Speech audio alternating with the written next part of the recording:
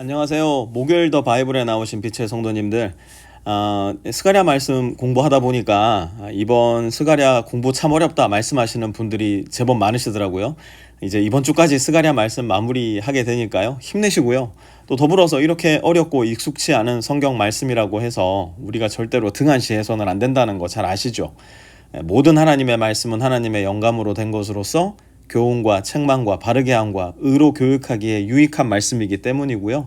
또 그 말씀들이 우리를 하나님의 선하시고 의로운 일을 잘할 수 있는 사람으로 준비시켜 주시기 때문에 스가랴 말씀처럼 어렵고 익숙치 않은 말씀도 읽고 또 공부하고 순종의 연습까지도 할 수 있어야 합니다. 그래서 오늘도 우리 같이 기도하고 오늘 스가랴 말씀 속으로 들어가 보겠습니다. 하나님 아버지, 하나님의 말씀은 세상의 학문들과 같지 않아서 그저 우리의 지성과 지혜 또 이성의 힘만으로는 도무지 이해하고 깨닫기가 불가능합니다. 성경의 저자 되신 하나님의 영께서 우리 안에서 우리를 깨우쳐 주시고 가르쳐 주셔서 오늘 말씀 속에서도 하나님의 마음이 환하게 우리의 마음속에 비춰오게 하여 주십시오. 예수님의 이름으로 기도합니다. 아멘. 오늘은 스가랴 14장 9절에서 15절까지 함께 공부해 볼 텐데요. 먼저 9절 말씀 한번 같이 읽어보겠습니다. 시작. 주님께서 온 세상의 왕이 되실 것이다. 그날이 오면 사람들은 오직 주님 한 분만을 섬기고 오직 그분의 이름 하나만으로 간구할 것이다. 아멘. 주님께서 어디에서요? 온 세상에서 무엇이 되신다고요? 왕이 되실 것이다. 여러분, 이것은 추상적인 의미에서 혹은 영적인 의미에서의 왕이 아니고요. 실제적으로 그리고 지리적으로 더 나아가 물리적으로 하나님께서 예수 그리스도께서 왕이 되실 거라는 것을 의미합니다. 지금 스가랴 14장은 우리가 흔히 신학적으로 천년왕국 Millennial Kingdom이라고 하는 그 장소 7년간의 대환란이 끝나고 예수님께서 예루살렘을 중심으로 온 세상을 실제적으로 다스리실 그때를 보여주고 있는 말씀인데요.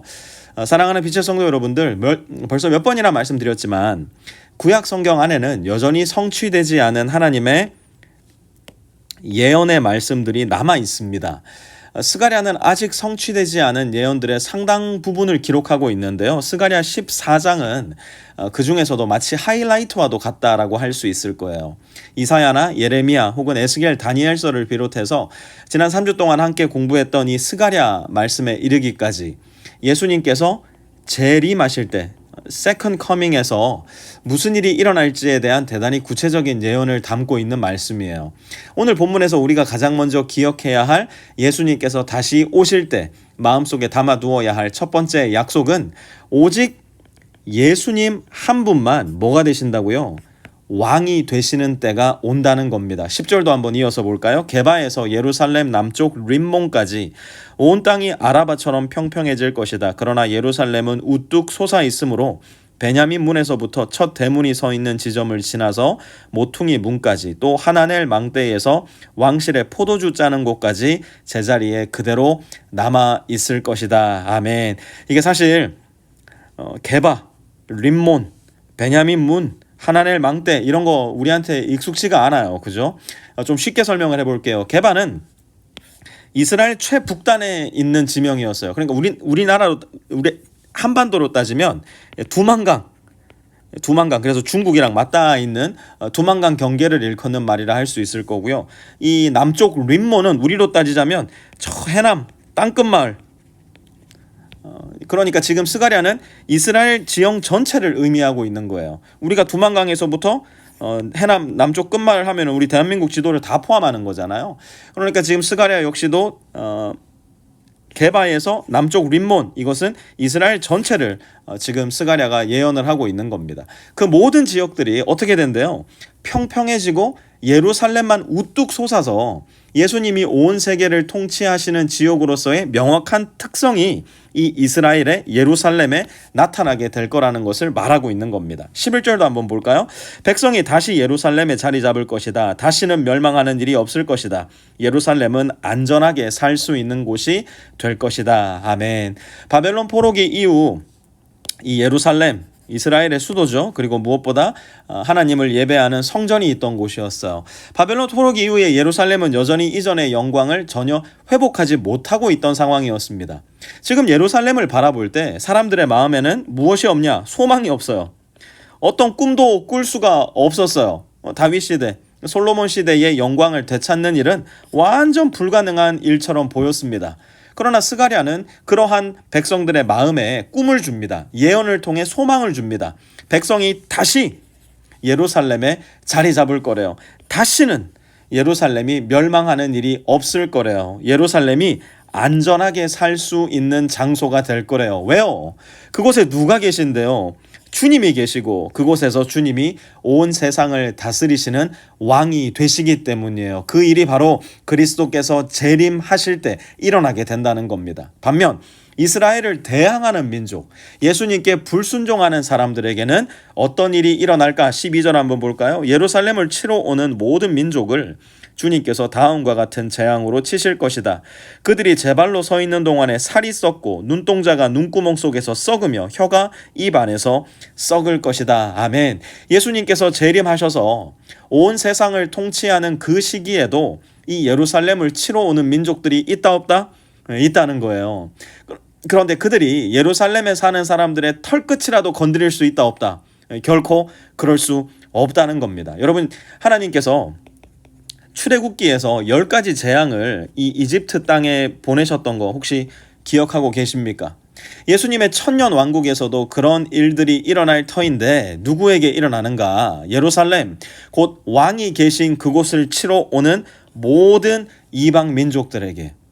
여러분, 우리가 다시 한번 어제도 말씀드렸지만 이스라엘을 향해서 어떤 시각을 갖느냐 하는 것은 여전히 틱탁 틱탁 흘러가고 있는 이 하나님의 역사 시간표 안에서 매우 중요합니다. 많은 개신교 신자들이 이스라엘을 향해서 이 무조건적으로 우호적인 시각을 가져야 한다 생각을 합니다. 목사님들이 이 성경을 이런 식으로 가르치는 경우가 제법 많은 것 같아요. 특별히 팔레스타인 난민들과 관련된 이스라엘의 여러 정책들을 한번 보면요, 하나님께서 매우 미워하시고 증오하실 만한 것들이 많아요. 우리는 무조건적으로 이스라엘을 지지하고 무조건적으로 이스라엘에게 지원을 보내서는 안 됩니다. 하나님께서 미워하시는 것들은 비판해야 돼요. 올바른 성경적 시각으로 이스라엘이 잘못하는 것을 올바르게 꾸짖을 줄도 알아야 돼요.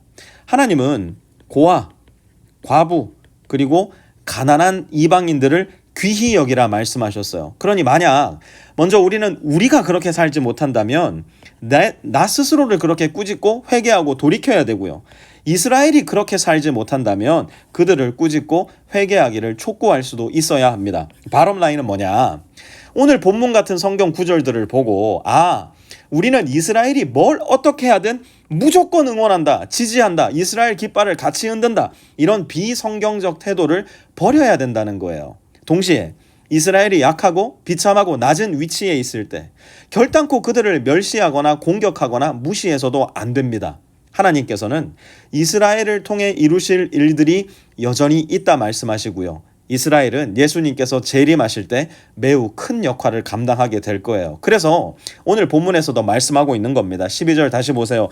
예루살렘을 치러 오는 모든 민족을 주님께서 다음과 같은 재앙으로 어떻게 하신다고요? 치실 것이다. 예루살렘을, 이스라엘을 보호하신다는 거예요. 하나님은요, 가만 생각해 보잖아요.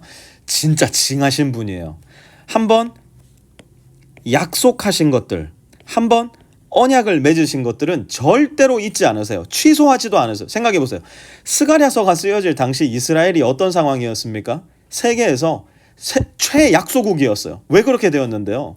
하나님의 말씀에 불순종하고 우상 숭배하고 타민족을 향해서 설설설 기면서 하나님께는 전혀 잘 보이려고 하지 않았던, 그래서 하나님이 그들을 바벨론을 통해 징계하신 거예요. 그럼에도 불구하고 하나님은 아브라함을 통해서 이스라엘 민족들과 맺으신 언약을 잊지 않으세요. 모세를 통해서 이스라엘과 맺으신 언약을 잊지 않으시고요.